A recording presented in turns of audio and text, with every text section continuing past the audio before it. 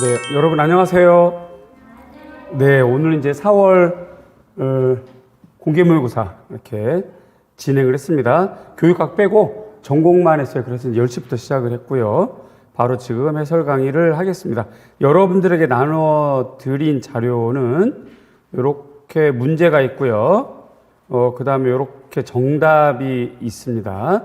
정답에는 이미 받아보셔서 알겠지만 이렇게 배점이 되어 있고 영역 정리가 되어 있습니다. 특별히 이렇게 가로로 되어 있는 요거는 답지 사이즈예요. 답지 사이즈. 답지 사이즈에서 한 줄에 보편적으로 48자에서 55자 정도 여러분들 글씨 크기 그렇게 편성을 했고, 일반적으로 임용고시 미술 정답도 한 줄에 50자를 기준합니다. 한 줄에. 그래서 50자를 기준해서 이렇게 만들어 드렸어요. 그래서 글자 수는 여러분들 쓸 때 정답 수와 같을 것입니다. 그거 참고하시고요. 가로에 있는 점선은 실제 답안지처럼 있는 점선이에요. 요거는 무시하고 쓰셔도 되는 거예요.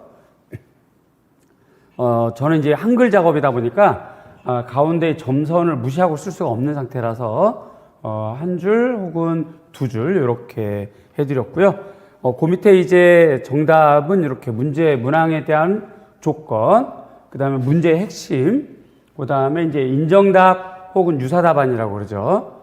이렇게 해서 이제 배점 이렇게 해드렸고요. 중간중간에 이렇게 또 다른 진술로 정답을 제시하면 이거 정답 인정한다라는 뜻으로 이렇게 표기가 되어 있습니다. 그거 참고하시면 좋을 것 같고요. 그 다음에 이제 또 나간 자료가 매번 모의고사 때에 이렇게 이제 나가는 자료인데요. 올해 들어서 이제 2회 이거를 제가 뭐 노량진에 와서 강의하면서 모의고사를 그동안 몇 번 봤다는 건 그 뭐 의미가 없고, 뭐 100회 뭐 이렇게 봐야 의미가 없고, 올해 이제 2회 이렇게 했습니다. 그래서 이제 오늘 시행을 하고요. 상중하로 나눴는데, 일단 A형 출제 영역, B형 출제 영역이 작년도 기출문제 출제 영역과 똑같습니다. 거의 똑같습니다. 거의. 그래서 작년도 출제된 기출문제 영역과 문제 난이도를 기준으로 우리가 항상 출발을 해야 되는 거니까, 작년도는 문제가 어려웠는데 올해 쉽게 나갈 수는 없잖아요. 그렇죠? 그 다음에 또 우리가 이제 안으로 깊숙이 들여다보면 우리가 고민하고 연구해야 될 부분이 뭐냐면, 여태까지는 한국미술사의 문항수가 적고 서양미술사 문항수가 많았거든요. 그런데 이거를 기출문제를 분석을 해보면 이렇게 파이곡선이 이렇게 사이클을 타요. 요게 서양미술사와 한국미술사가 서로 교차점이 많습니다. 이렇게요. 어느 해는 한국미술사 문항이 많으면 서양미술사 문항이 적고, 그랬다가 이제 X자로 교차가 돼서 어떤 때는 한국미술사가 적고 서양미술사가 많고 이렇게 되거든요. 요게 이제 몇 년간 유지됐다가 다시 또 이렇게 교차하고 이러는데, 작년에 서양미술사 문학사 적었거든요. 그래서 올해도 적지 않겠나 하는 그런 시그널 우리가 볼 필요가 있지 않겠나 하는 그런 좀 깊은 생각들. 그래서 항상 모의고사는 전년도 기출문제를 출발을 한다, 이렇게 되어 있고요. 대신에 이제 우리가 당장 다음 주에 5월 개강을 하는 영역별 문제풀이는 그냥 주차별로 미교론부터 해서 쭉 8주 수험사 이렇게 진행하는 거고요. 모의고사만 이렇게 됩니다. 7, 8월도 영역별이잖아요. 9, 10월 달 모의고사도 첫째 주만 작년도 기출 기준으로 나가고요. 나머지는 그냥 일반적으로 제가 창의적으로 문제를 만들고 이렇게 할 겁니다. 이 부분은 여러분들이 이제 착오 없으시길 바라고요. 다시 말씀드리면 9월, 10월, 11월 모의고사 때는 첫째 주만 작년 기출문제 기준으로 영역을 정하고 난이도 조정을 해서 문항이 나가고, 둘째 주부터는 그냥 일반적인 제가 창의적으로 문제를 영역을 만들 것이다. 평가 주제는 이렇게 짧게 해드렸습니다. 난이도, 출제 근거, 물론 기본세만 있진 않죠. 다른 책에도 있습니다. 그런데 우리가 보다 쉽게 이렇게 열어볼 수 있는 도서가 이것이다 라고 이렇게 보시면 되겠고요. 자, 이제 여러분과 제가 논의하고 의논할 부분이 있습니다. 저는 이렇게요. 이 부분을 난이도를 이 정도는 하다. 이 정도는 상이야. 이 정도는 중급이야. 이렇게 생각을 했는데 막상 공부하고 시험 문제를 푸는 여러분 입장에선 생각이 다를 수 있겠죠. 그래서 요거는 여러분들이 꼭 이렇게 저에게 얘기를 좀 해주셔야 돼요. 그래야 여러분들의 공부 수준, 여러분들의 체감 온도를 파악해서 여러분들에 맞춰서 설명을 좀 제가 다음번 설명할 때 해당하는 영역과 주제가 나오면 설명을 좀 자세히 해드리거나 아니면 쉽게 넘어가거나 이렇게 하겠죠. 이해가죠? 우리 카페에 익명글 같은 거 그 칸이 있거든요. 그쪽으로도 얼마든지 가능하니까 난이도는 선생님이 하라고 했지만 제 입장에서는 상이었어요. 뭐 이런 이야기를 해주면 이런 거를 어려워하는구나. 그러면 이 부분에 대해서 내가 설명을 더 많이 해줘야 되겠다. 판단이 되겠죠. 그렇게 했으면 좋겠습니다. 자,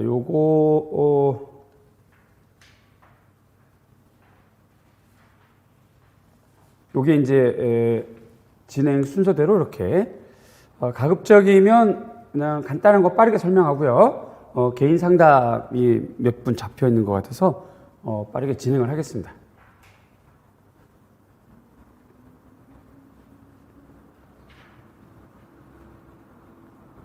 A형입니다.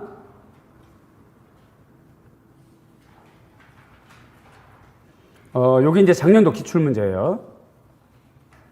작년도 기출문제. 1번 문항이 파슨스라고 하는 이제 미교론, 비평론, 이렇게 나왔고, 이 학자의 이론적 근거를 물어봤죠. 그래서 우리도 1번 미교론인데요.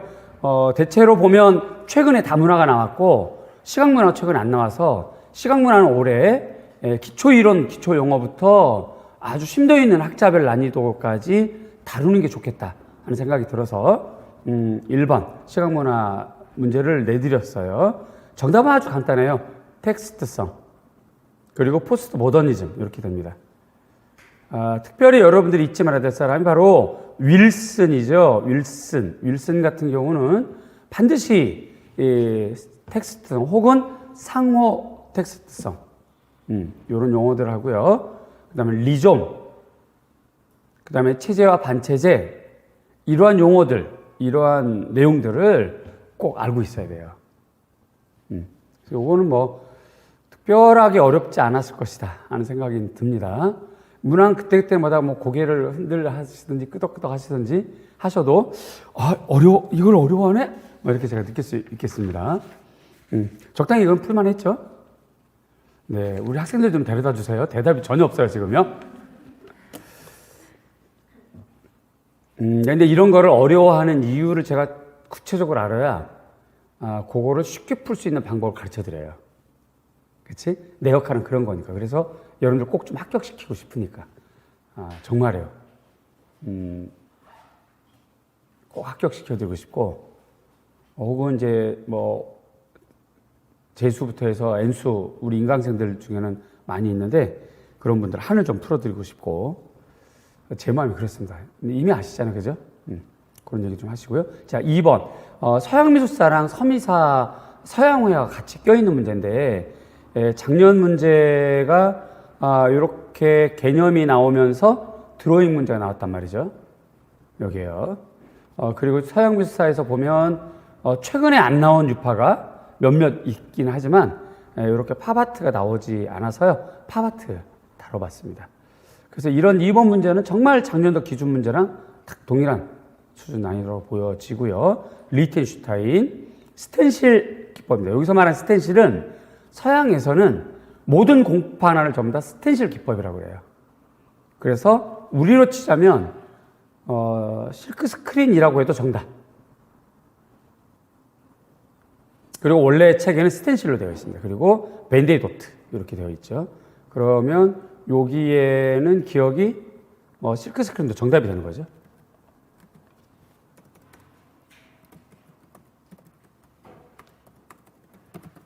이렇게요.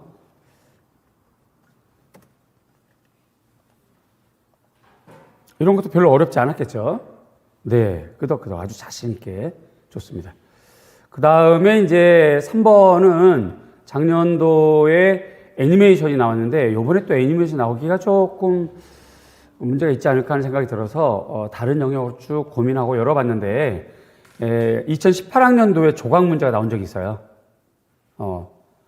그 조각 문제의 문항의 형태를 그대로 만들어서 이렇게 해봤습니다. 밀랍을 이용한 금동물상은 나오진 않았고 그리스 청동조각은 나왔었으니까요.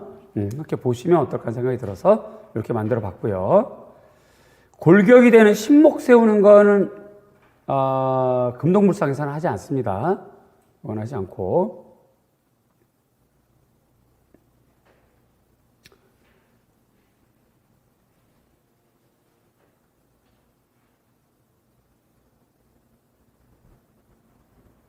그 다음에 금동불 같은 경우는 제작 과정 필요 없는 것이 바로 이제 골격, 신목 세우는 거고, 순서는 6번, 1번, 뭐 이렇게 되죠. 그래서 바깥을 떼어내고 주입구를, 아니죠. 6번 요거죠. 철심에 진흙을 붙여서 대강의 형태를 만드는 거죠.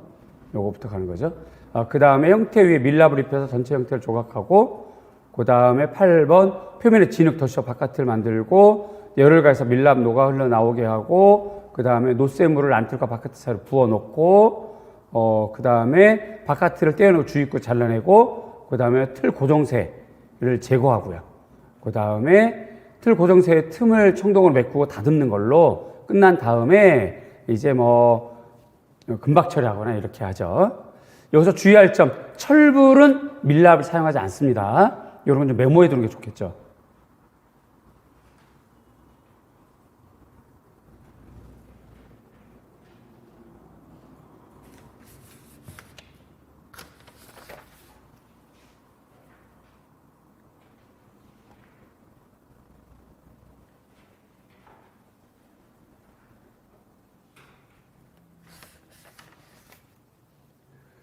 그 다음에 4번. 작년도 시험 문제가 4번이 한국 근대미술이었어요. 이상범.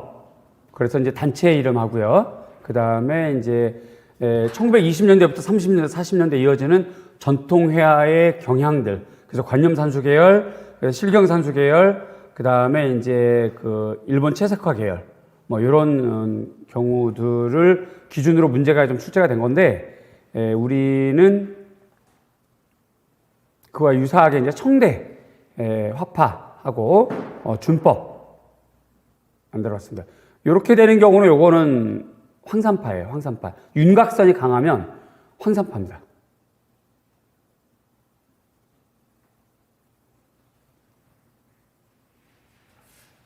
그 다음에 붓을 기울인 상태로 먹을 묻은 면을 넓게 해서 끌어당겨 그려서 수직으로 부서진 단층의 효과를 내는 준법을 직찰준이라고 그래요.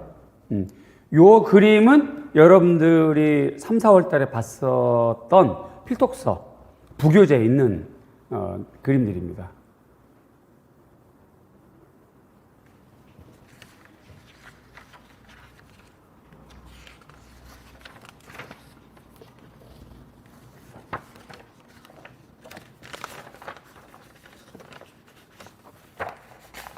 그 다음이 작년도 기출문제 5번이 이렇게 조금 아주 좀 난해하고 어려운, 또 어떻게 보면 정답을 보면 쉬운데 이거를 문제 파악을 잘 못하거나 관점 파악을 못하면 틀리게 되는 그런 문제였고요. 요거는 우리가 3, 4월 달에 봤던 필독서 안에 있는 내용들입니다. 이게 그거를 이렇게 이제 도식화해서 만든 문제였는데, 이런 도식이 낯설게 나오면 항상 이렇게 어렵게 느껴지죠. 사실 정답을 보면 별거 아닌데. 그래서 이런 것들은 여러분들이 이제 멘탈 훈련을 자꾸 하시면서 문제 풀이 때 할 때 제발 부탁하건대 합격하고 싶으면 여러분들이 풀 수 있는 문제만 풀지 마세요. 여러분들이 짧게는 지금 올해 들어서 임용을 시작해가지고 1, 2, 3, 4 이제 넉 달 된 거잖아요. 넉 달 된 공부 수준으로 풀 수 있는 문제. 사실 그런 정도의 문제는 여러분들 합격에 그다지 도움이 안 돼요. 물론 넉 달이 아니라 2달이라도 공부해서 풀 수 있는 정도의 문제도 있긴 하지만 그 문제는 모두가 풀 수 있는 문제라서 변별성이 없는 거지. 그런데도 자꾸 여러분들은 심리적으로 여러분들이 풀 수 있는 문제를 좋아하고 여러분들이 풀 수 있는 문제를 좋은 문제로 생각하고 그리고 기분이 막 좋아서 자기가 막 합격할 것 같고 그렇게 1년을 눈 가리고 아웅 자기가 자기 스스로를 속이고 1년이 지나가는 거예요. 정말 부탁하건대요. 여러분들이 풀 수 있는 문제로 공부하면 곤란합니다. 딱 맞닥뜨려서 틀리는 문제를 공부하셔야 돼요. 어차피 맞는 문제는 언제 문제를 풀어도 맞게 되거든요. 그럼 임용 시험 보기 전까지 어떤 공부를 해야 되겠어요? 상식적으로. 언제든 제시해주면 풀 수 있는 정말 쉬운 것만 계속 공부하실래요? 그렇진 않죠. 그러니까 자꾸 틀리는 문제 받아서 풀어보고 외우고 암기하고 그래서 그 문제를 다음에 주면 풀 수 있는 정도 실력으로 자꾸 쌓아나가는 거죠. 그렇게 해서 임용시험 보러 가는 거예요. 이런 것도 마찬가지. 이런 것도 자꾸 풀어보셔야 돼요. 저는 이런 문제로 내드릴 거니까 5월부터 당장 다음 주부터 오실 때 저한테 오실 때는 점수 잘 받아야지 하는 생각 버리고 오셔야 돼요. 그래도 내가 공부 임용에 그래도 노량진에서 바닥 한 5년 먹었는데 뭐 이런 생각 버리고 오셔야 돼요. 매년 새로운 문제니까. 그래서 걔를 복습을 하는 거야. 일주일 후에 다시 풀어. 그랬을 땐 나 이거 잘 맞을 수 있어. 그런 마음으로 오셔야 돼요. 그런 문제로 구성될 겁니다. 하여튼 이런 작년 기출문제 5번 문제를 놓고 우리가 많은 걸 생각하게 하죠. 자, 우리 5번 문제. 가드너가 나오면 당연히 아이스너가 따로 나와야죠. 함께. 사용하는 용어가 비슷해요. 감시관이란 말도 가드너랑 아이스너가 비슷하게 썼어요. 평가를 강조한 것도 가드너랑 아이스너가 비슷해요. 미술을 인지적으로 바라보는 것도 가드너랑 아이스너가 비슷해요. 특히 인지적 관점에서 가드너랑 아이스너는 상징 처리 인지 이 작용으로 바라봤거든요. 봤대요. 그런데 한 발 더 들여다보면 디테일에서 좀 차이가 나죠. 그래서 5번 가드너랑 아이스너라고 보시면 되겠고요. 자, 아트 프로펠의 연구 목적과 평가 방법. 그 다음에 가드너의 교육 관점에 대비되는 아이스의 평가 방법. 이렇게 됩니다. 자, 정답을 보면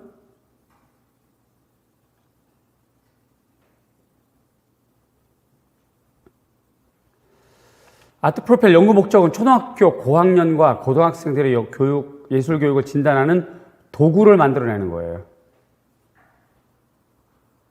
진단해 봤더니 제로더라. 그래서 프로젝트 제로가 이제 형성이 되는 거죠.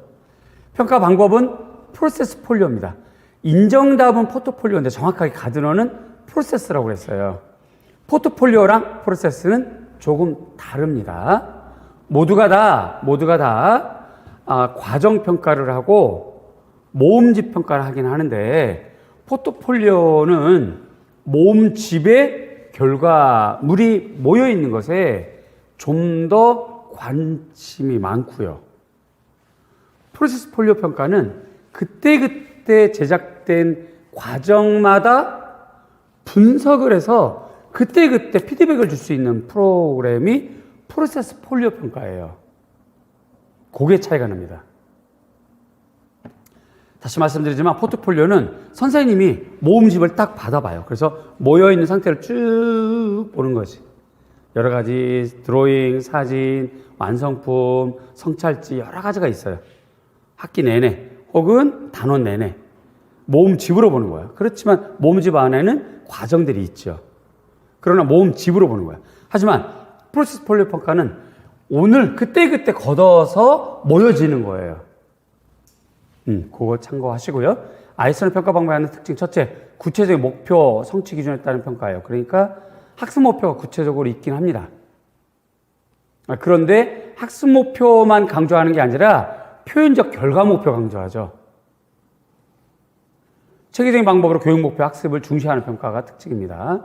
특별히 여러분들 여기에다가 표현적 결과 목표라고 좀 빨갛게 써놓으시고요. 그 부분을 공부를 하셔야 돼요. 그거 이제 나올 차례가 됐습니다.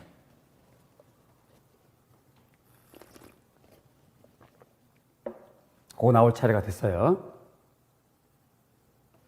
그러면 학습 목표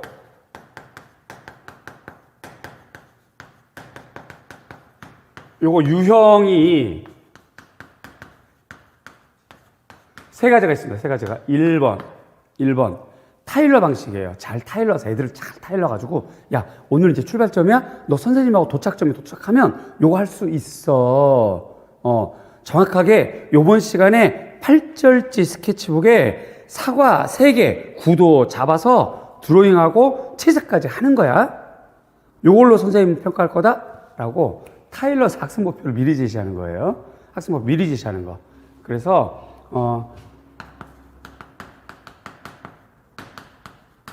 학습 목표가 행위 중심이다. 그래서 행동 목표라고 그래요.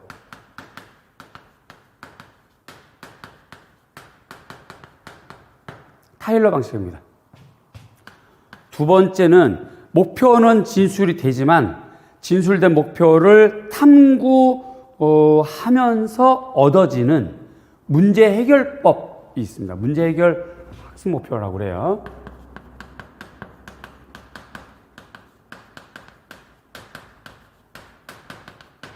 존 두이 방식의 학습 진행형을 말합니다. 기본적으로 목표는 진술이 되지만 진술된 목표보다는 팀별로, 개별로 문제를 해결해 나가면서 얻어지는 내용들을 더 중시 여기는 방법이고요. 마지막에 학습 목표는 진술이 돼요. 그렇지만 종착지, 도착점에 도착하면 교사도 예기치 못하게 좋은 결과물이 나올 수 있다는 거지. 때로는 진술된 명세적 공사보다도 더 좋은 목표가 결과물이 나올 수 있다. 라는 거죠. 그래서 표현적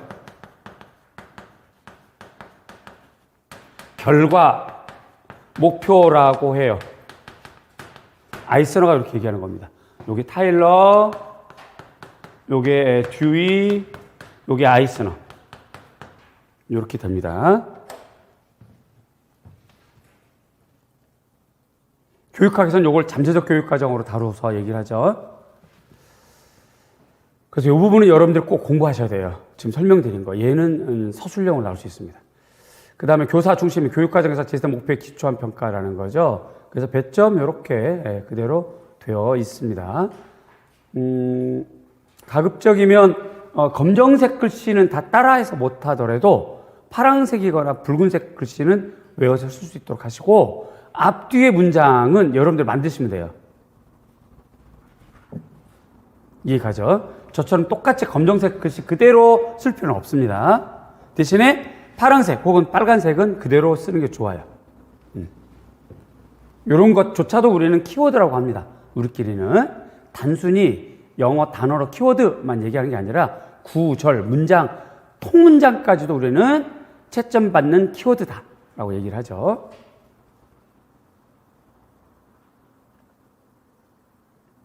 그 다음에 6번 문제가 서양미술사였어요.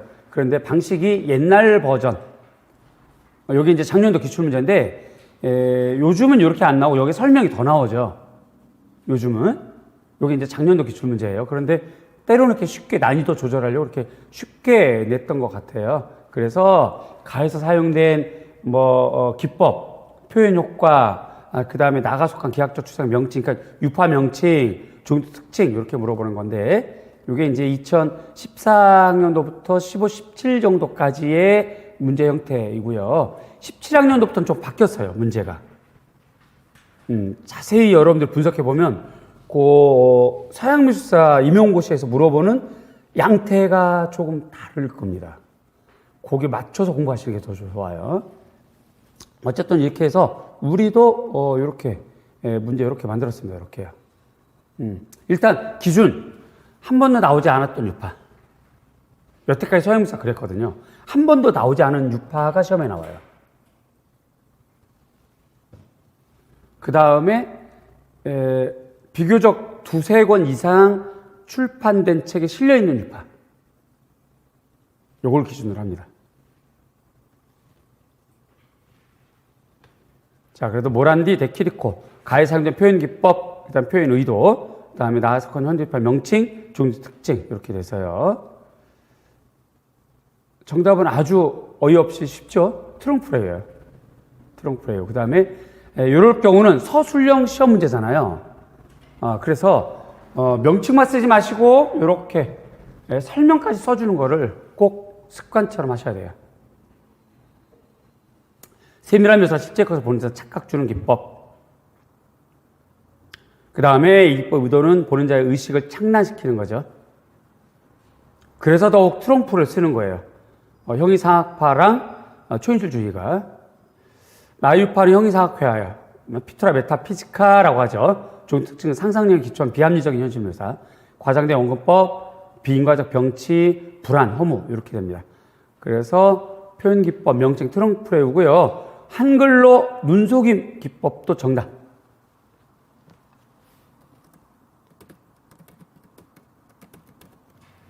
정답 인정.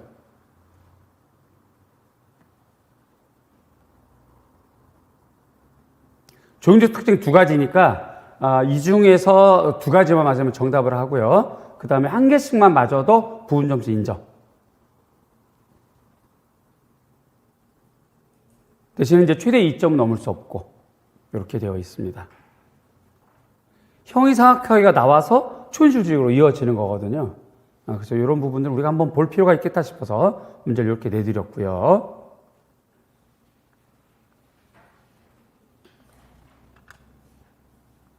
저는 이 정도를 중급으로 생각을 했거든요. 여러분들 어떠신가요? 인정? 마지못해서 표정이 이렇게 끄덕끄덕 이 속도가 좀 느려야 이게 그래 알았어 이런 거 살짝 뭔가 조금 못 풀었다는 생각. 가드는 아이스런은 어땠어요? 아마 어려웠을 것이다. 그죠? 끄덕이는 속도가 아주 빨라. 확실히 어려웠던 거지. 전통회화 중국화 기법은 요 중급? 요정 아니? 손가락에 이제 한 천장을 풀었어요, 아주. 이게 상이었구나, 여러분들은. 그래요. 이거 참고해야겠다. 그러면 요럴 경우는 제가 문제풀이 하면서 필요한 요 주변 주제들은 참고도 자주 보여드리고 추가 공부가 될 수 있도록 해드릴게요. 금동물 제작 과정은 많이 어렵겠죠? 일단 읽기 자체가 안 됐지? 도표가 나오면 일단 읽기가 안 돼. 이게 일단 읽기가 안 됐을 거야, 아마. 그런데다가 문제 안에 이렇게 기억, 이게 어떡하냐? 별 고민하면서, 읽다가 아마 그냥 넘겼을 것 같아요. 이런 거 자꾸 해보셔야 돼요. 여러분들 자꾸 이렇게 눈 훈련, 그다음 멘탈 훈련, 그 다음에 하나씩 해결해 나가는 문제 해결력 자꾸 연습을 해보셔야 돼요. 어쨌든 요거는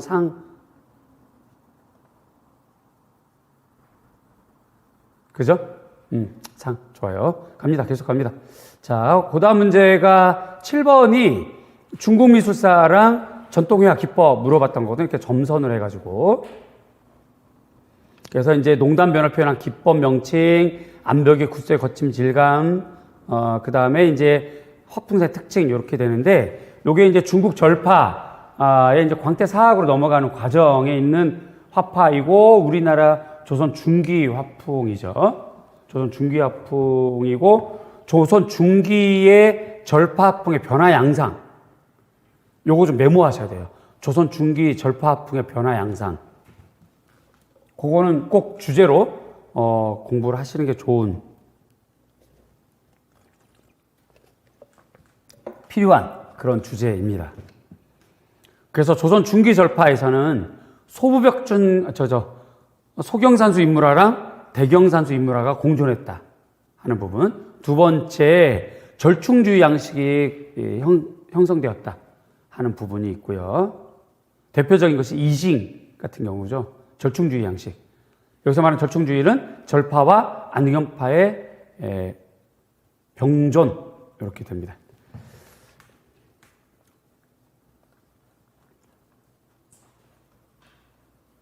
자, 우리 문제. 제가 도파를 조금 바꿨어요. 이렇게 동그라미 집어넣었습니다. 설명을 하려고요. 여러분들 문제 이렇게 형광펜으로 그으면 되죠. 여기 있는 부분이, 요게 문제에는 없지만 책에는 악착준으로 나와요. 요거 내면 되게 어려워할까봐 사실 문제 만들었다가 난이도 조정한 거예요, 제가. 요건 악착준이에요, 악착준. 이거 모르면 못 써요. 요 부분은 악착준. 그 다음에 요거. 밑에 그 다음에 의습은 두 작품이 동일해요. 두 작품이. 그리고 특히 이제 김명국 작품의 심산행려도 요 작품은 아주 유명한 작품입니다. 아주 중요하게 다루는 작품이에요. 그래서 요거는 이제 학생용 교과서에 많이 실려 있고, 그래서 흔하게 우리가 인지하고 있는 문제 도판이고, 요거는 이따금씩 보게 되는 거죠. 각이진 형태 나무는 타지법이라고 합니다. 타지법. 해조물에 변형된 수지법이에요. 이러면서 이제 배우는 거예요. 따라서 오늘은 타지법이라고 해도 되고, 요거를 그냥 뭐 해조묘라고 해도 정답이죠.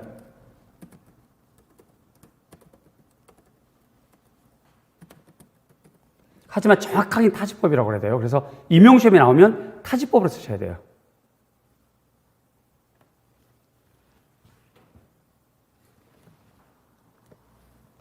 요거는 정답 인정하겠습니다.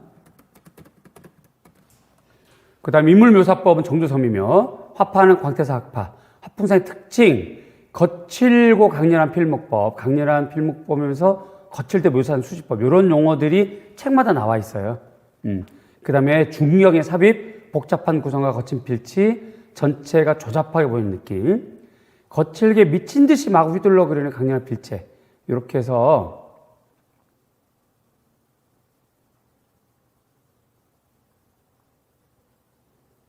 화풍산의 특징이 이렇게 이제 두 가지.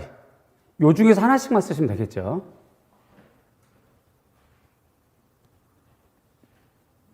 그렇게 해결하면 되겠고, 요 정도는,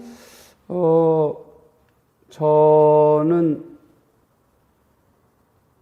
그 타지법 때문에. 그런데 여러분들 쉽게 풀지 않으셨어요? 대답이 없는 여러분들. 중, 상? 상이면 손가락, 중이면 평원. 손을 이렇게 하셨네요. 네, 알겠습니다.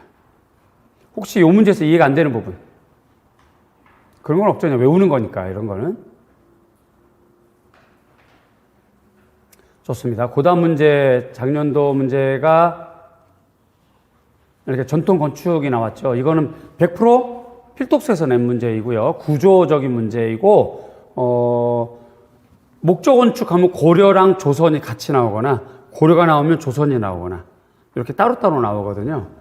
대체로 큰 틀로 배치가 나오거나, 목적 건축물 해당 목적 건축물의 특징적인 걸 물어보는 문제 경향이라고 봐야 되겠죠.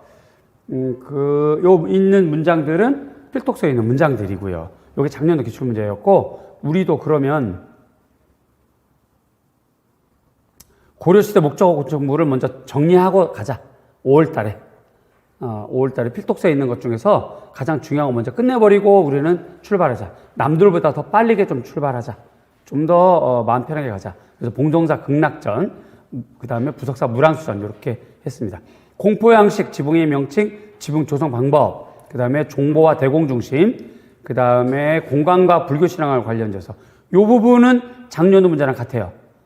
그래서 이렇게 독특한 내부 구조 이렇게 되는 거거든요. 이 내부 구조가 공간의 용도와 확장된 사용 이런 게 정답 키워드였거든요. 그래서 우리도 그러한 관점에서 공간 혹은 신앙 이렇게 물어봤습니다. 정답은 공포는 주심포이고요. 그 다음에 지붕 맞배지붕에 주심포는 공포를 기둥 위에만 배열한 것 이렇게 설명을 같이 써주세요. 맞배지붕은 건물 모서리에 추녀가 없고 용마루까지 측면 벽이 삼각형 됩니다. 일단 대들보 위에 있는 종보를 받치는 대공은 산자 모양이죠. 이렇게 보시면 여기 요 부분이 산자 모양입니다. 요게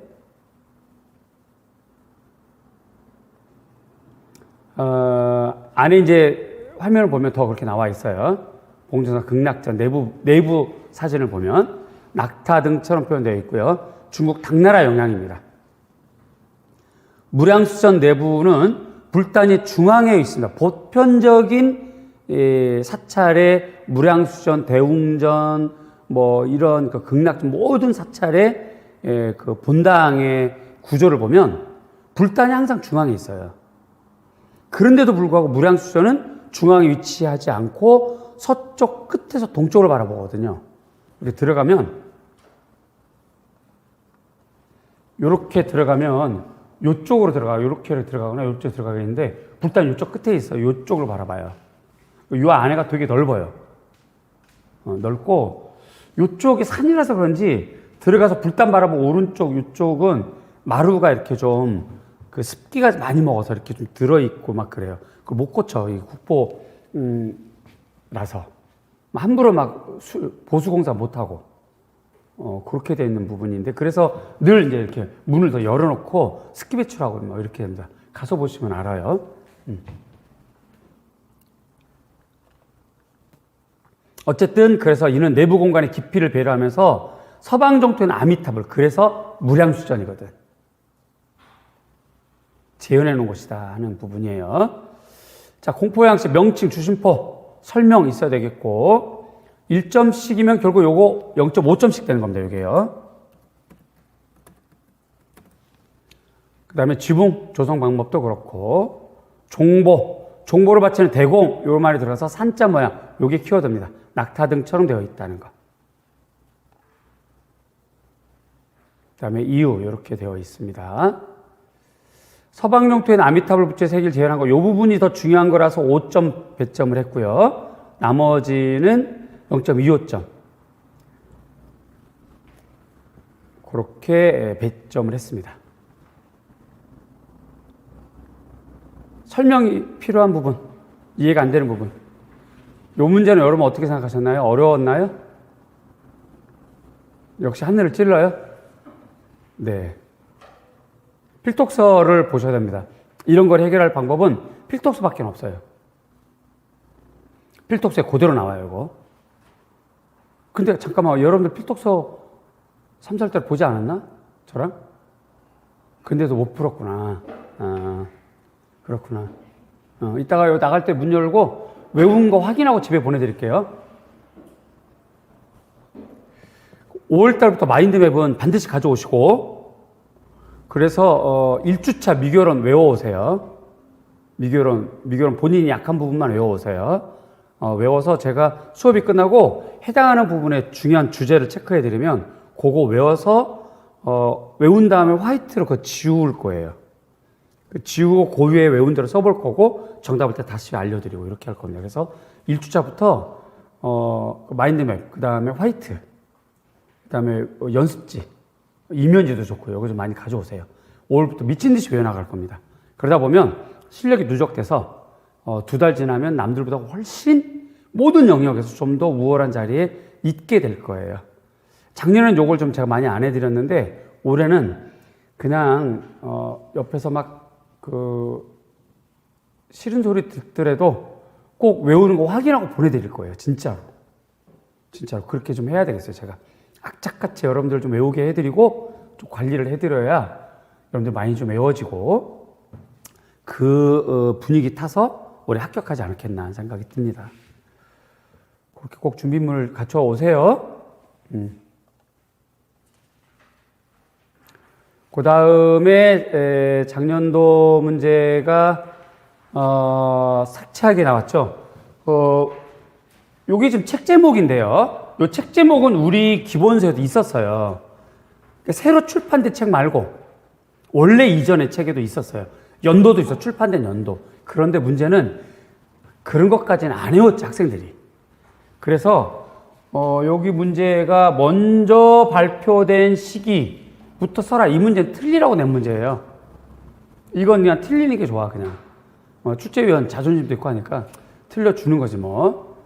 하지만 우리는 물러설 수 없는 선까지는 있어요. 그쵸? 80점, 전공 80점 만점에 우리 몇 점까지 맞는다? 60점.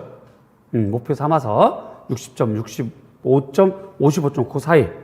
가급적이면 좀 1차 점수를 좀 많이 받고 가는 게 좋겠다 하는 게 우리 목표. 물러설 수 없는 점수. 이런 거 좀 틀려주면 그까이 거 뭐 한 1점 정도 이렇게 되는 거니까. 어쨌든 이런 문제 좀 너무 심했던 문제. 그 다음에 색채 조화 중 대비 조화 종류. 좀 어려웠죠, 이런 문제가. 컬러 트리 중심축으로 가지고 기존 고채도 저채도. 요거는 사실은 되게 쉬운 문제였어요. 그러니까 두 작성 방법에서 첫 번째 동그라미 이거 못 푸는 거고, 두 번째 동그라미 굉장히 어려웠고, 세 번째 동그라미는 굉장히 쉬운 거지. 색입체에 관련된 거니까. 그런 거였는데, 우리는 색착은 여태까지 전통적으로 문제를 분석해 보면 되게 쉽게 나와요. 기입형으로 주로 많이 나옵니다. 되게 쉬워요. 그런데 서술형으로 나오는 순간 어려웠어. 색채학의 모든 문제, 서술형 문제는 어려웠어요. 어려웠다는 거 잊지 마시고. 그 다음에 두 번째, 색채 지각 현상 같은 것이 잘 안 나왔어요. 그래서 여태 안 나온 주제가 바로 이 주제입니다. 이 주제예요. 참고 작품 이렇게 해가지고 이렇게 나갔습니다. 직조물, 요게 힌트죠. 직물. 이걸 읽는 순간 여러분들은 이거 무슨 혼합 떠올렸어야 돼요. 지금 설명하면서 맞아 하는 건 조금 아쉽고, 문제를 풀면서 직조물, 이거 직물, 무슨 혼합 이렇게 딱 떠올렸어야죠. 그래서 얘는 병치예요. 그리고 공간적으로 일어나는 경우는 병치, 시간적으로 일어나는 경우는 회전. 요거 무슨 말인지 아시겠어요?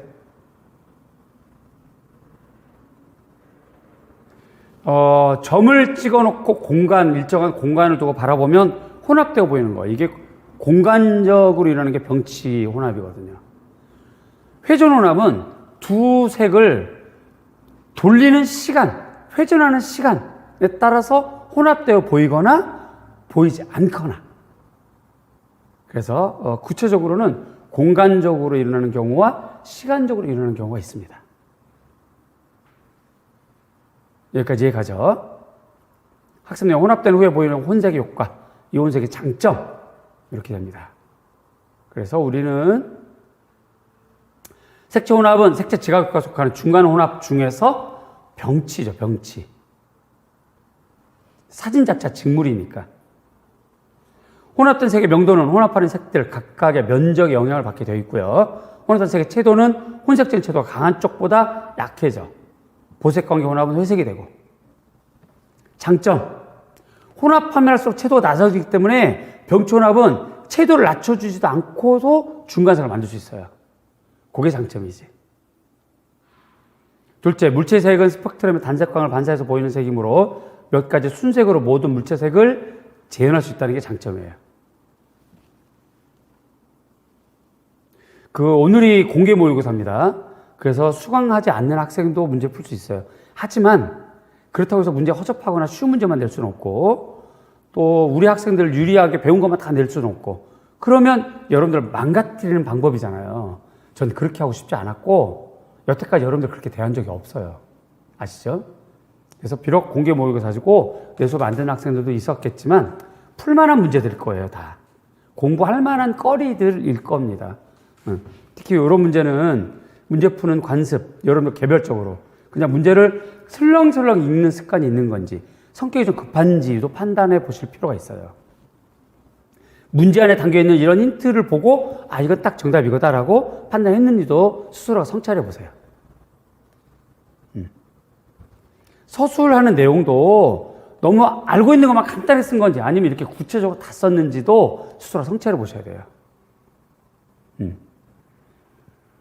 이렇게까지 너무 빡센가요, 공부가? 여러분, 부탁하는데 1년만, 올해만 고생합시다. 그리고 합격하는 거야. 공부하는 방법을 알아버리면 그 다음부터 쉬워져요. 선생님 되시고 더 깊은 공부 많이 하시든지 더 쉬운 공부만 하시든지 평생 공부하시면서 선생님 하셔야 되니까 올해만 임용에 딱 맞게 공부하세요. 그래서 합격하고 끝내는 거예요. 올해 끝냅시다. 초수 합격. 또 N수, 중수 합격. 네. 그러자. 제발. 그러려면 임용에 딱 맞춰서 해야 돼. 임용 스타일에. 그래서 이렇게 되어 있습니다. 배점이나 이런 거는 뭐 별다지 어렵지 않았을 거고요. 요 문제에서 혹시 궁금한 점? 없죠. 못 썼을 뿐이죠. 네. 그 다음에 기출문제 10번 문제입니다. 파나 문제예요. 기본적이었던 거. 조금 낯선 그림이 나왔고 낯선 용어, EA가 뭐냐 뭐 이런 식의 용어들이었고 아마도 작년 문제 에디션은 모든 임용생들이 다 준비하고 시험장에 가지 않았을까 하는 생각이 들어요.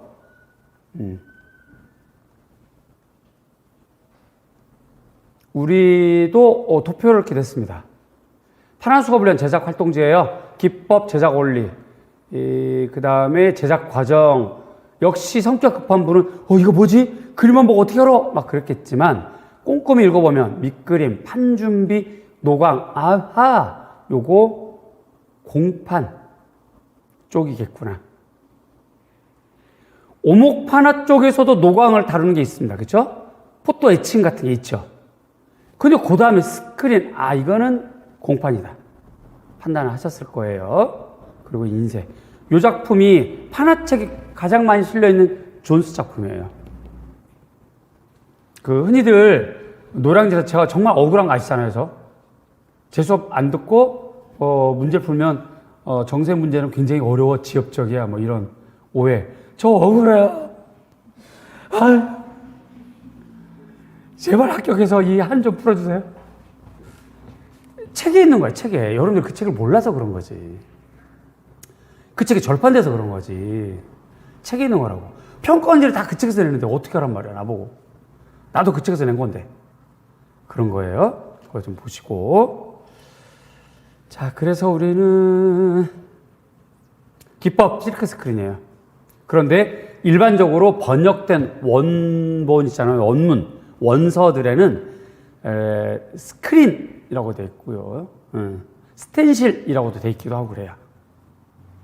그래서 보통 미국에서는 공판을 전부 다 스텐실판이라고 해요.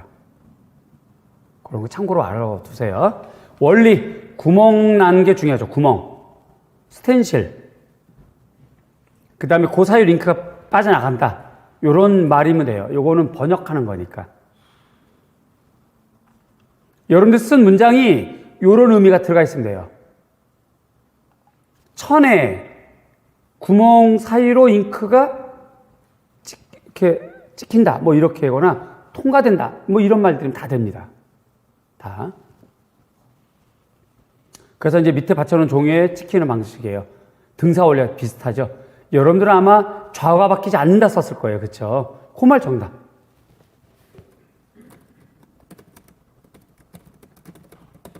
이것도 정답. 괜찮습니다. 원화와, 그쵸?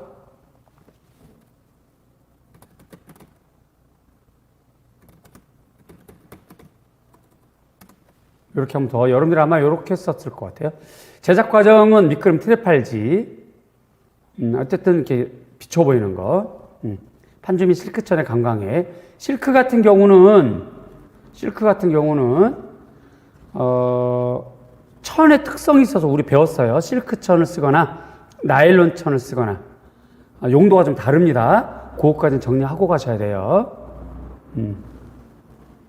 실크는 현미경으로 들여다보면 비단이라서 실 자체가 매끄러울까요? 아니면 약간의 어떤 버 같은 게 있을까요?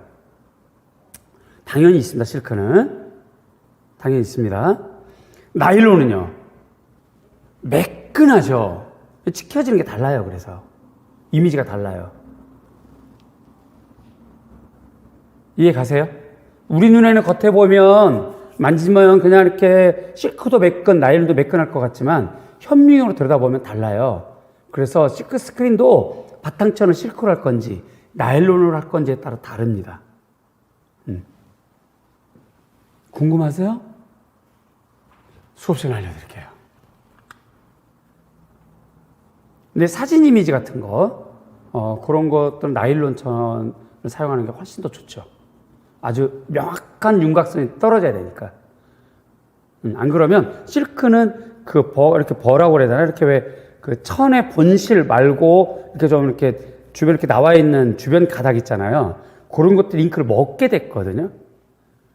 그래서 나일론 천을 바탕으로 찍어낸 실크하고 실크로 찍어낸 실크 스크린하고 이미지를 비교해 보면 나일론이 훨씬 더 윤곽선이 매끈해요. 매끈해요. 그런 것 좀 있습니다. 대신에 이제 이게 이미지를 닦아낼 때의 용재가 얘가 이제 나일론이 일종의 플라스틱이잖아요. 합성 수지 계열이니까. 요게 좀 오래 버티느냐 못 버티느냐의 차이가 있고요. 그런 겁니다.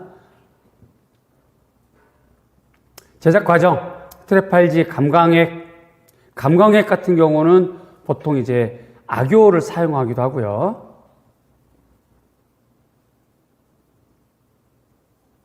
그 다음에 관광바스, 그 다음에 물로 닦아내고 스퀴즈, 이 말 꼭 있어야 되겠죠. 자, 요 문제에서 혹시 궁금한 점, 이해 안 되는 점 없죠? 이것도 단순 암기. 요 문제는 어려웠나요? 쉬웠나요? 미소로 대답하려고 하지 말고. 어려웠나요? 쉬웠나요? 어려웠어요? 저는 중. 어려웠다면 어느 부분이 어려웠을까요? 과정? 혹은 다른 분은?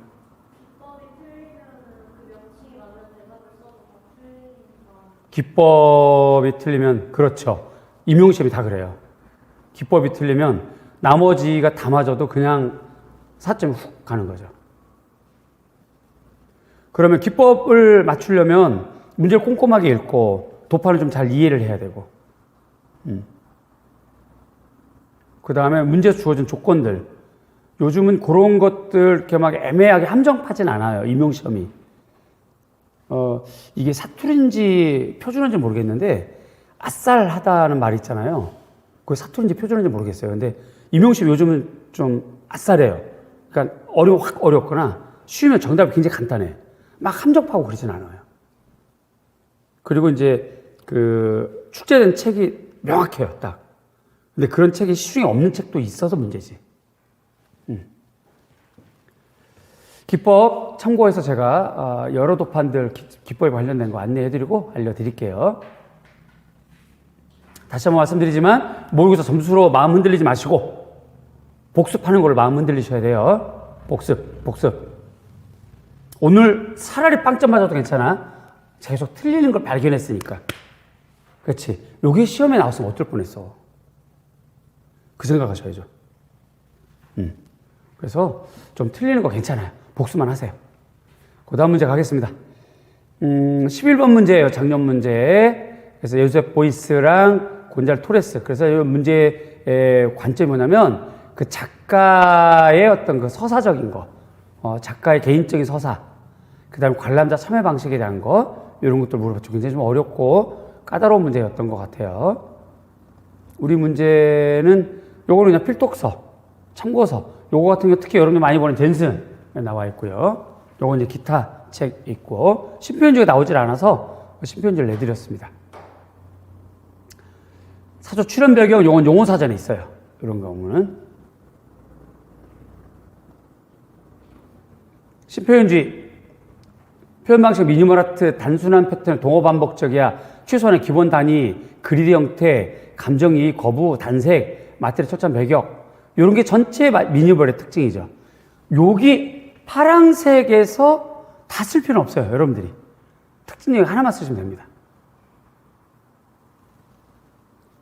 이런 거에 반해서 신표현주의는 알레고리나 제스처적 물감 처리, 인간의 기본 감성과 관계된 모든 상징적 내용을 강렬한 색채, 거칠고 격렬한 필지, 이게 더 중요하죠.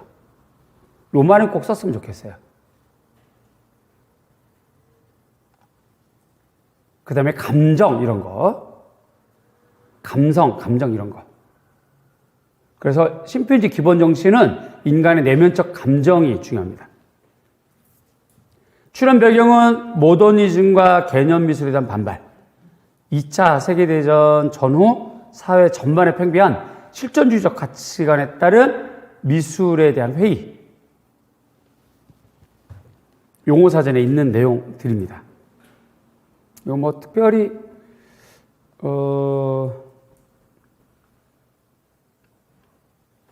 상이라고, 용어사전이라 상이라고 했지만, 요 정도 급은 여러분들이 좀 반 정도는 맞춰주셔야 됩니다. 앞으로는. 계속 가겠습니다.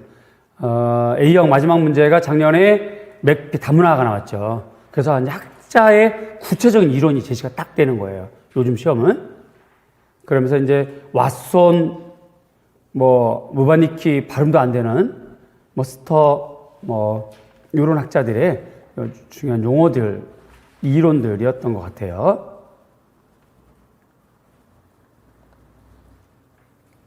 우리는 슐러, 페스탈로치 아주 기본적으로 가봤습니다. 그래서 이제 얘네들은 끝내고 털고 가는 거야. 이제 더 이상 미결혼에서 그 18세기, 19세기 초반에 페스탈로치 이거 이제 하지 말기. 아직까지도 페스탈로치 이제 그만, 제발. 제발 이제 그만하고 이제 다른 미결혼 해야 돼요. 여기서 이제 끝내는 걸로. 그래서 유의충동, 미적 교육, 얀 샤옹행. 이렇게 됩니다. 정답. 슐러 미술교육은 감성과 이성이 조화로운 이로운 예술가가 중요하죠. 예술가가 들어가야 돼요. 예술가. 요 말 없으면 안 됩니다. 슐러는 예술가가 있어야 돼요. 참된 인간성 교육에 매체로서 미적 교육을 강조했다. 슐러는 예술가가 중요합니다. 잡아요. 우리가 기차를 좀 타볼게요.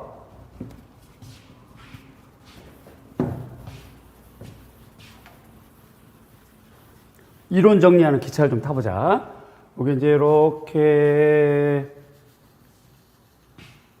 해서 여기가 1795년쯤 됩니다. 요게요. 그럼 요게 이제 결국 18세기라고 하는 건데 요게 고전주의 쪽이에요. 미술로 따지면 신고전주의, 문학으로 따지면 고전주의, 철학으로 따지면 고전주의 철학 이렇게 되는 시기거든요. 요게 등장한 사람은 슐러예요. 그 다음에 1825년 요게 이제 프레벨.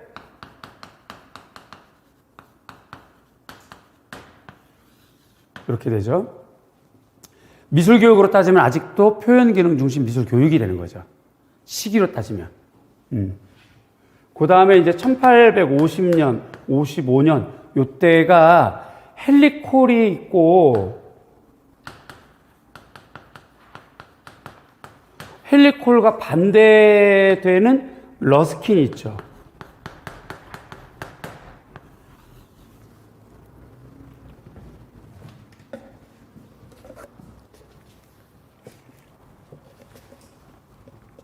요때도 아직 표현기능 중심 미술교육.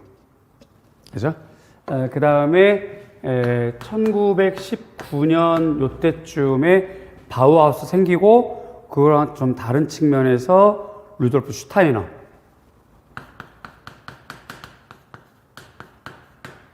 발도르프 학교가 되죠.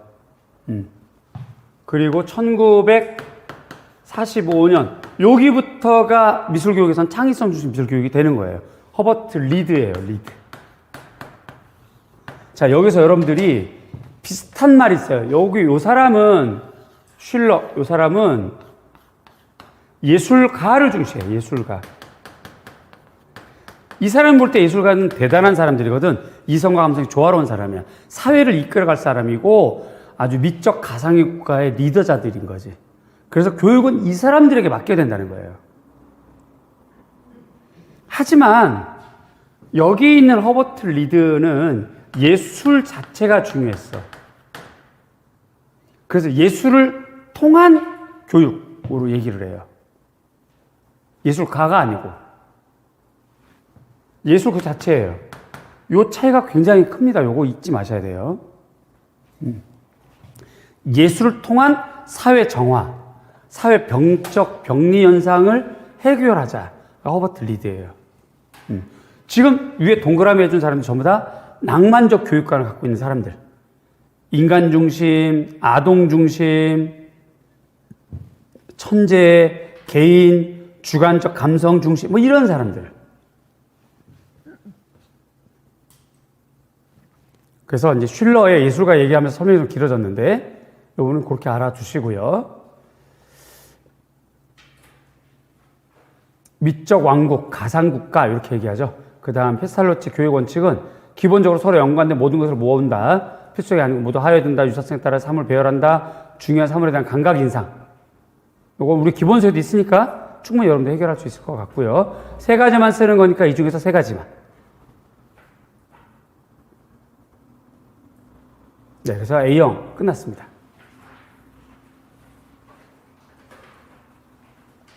잠깐만 쉬었다가 B형 할게요. 네.